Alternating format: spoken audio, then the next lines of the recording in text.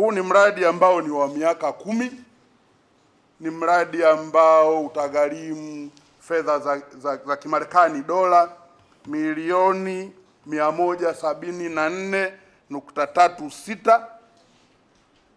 Tunamshukuru sana Mheshimiwa Rais Dr. Samia Suluhu Hassan.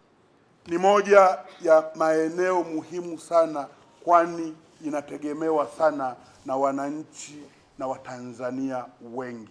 Kwa hiyo tunashukuru sana kwa upatikanaji wa fedha hizi, lakini tunashukuru kwamba leo hii mradi huu sasa unakwenda kuanza, na hii ni workshop yetu ya kwanza ya kuzindua mradi huu.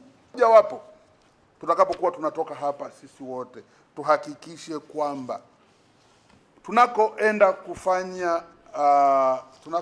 kufanya mradi huu tuzingatie thamani ya fedha, tuzingatie muda wa mradi. Kama nilivyokwisha kusema, mradi huu ni wa miaka 10.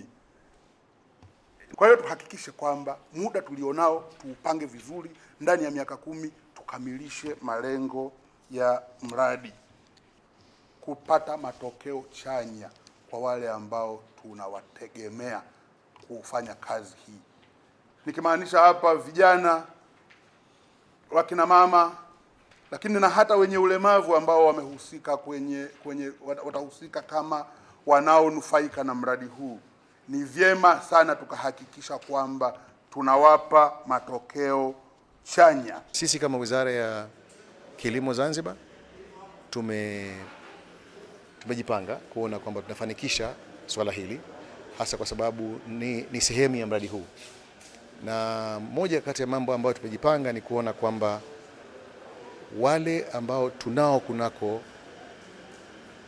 listi yetu, kwa maana wafugaji wadogo wadogo, tunaanza kuwafuatilia tangu leo mradi unapoanza, tuweze kuona jinsi wanavyokuwa katika sekta hii na tuone mabadiliko katika maisha yao. Mradi unalenga pia vile kuangalia vijana ambao wamejiingiza kunako sekta hii ya mifugo, lakini vile na kina mama ambao kwa hivi sasa sio wengi sana, lakini tutatumia nguvu nyingi kuwashajisha na wao waweze kuingia kunako sekta hii ili tuweze kuona mafanikio.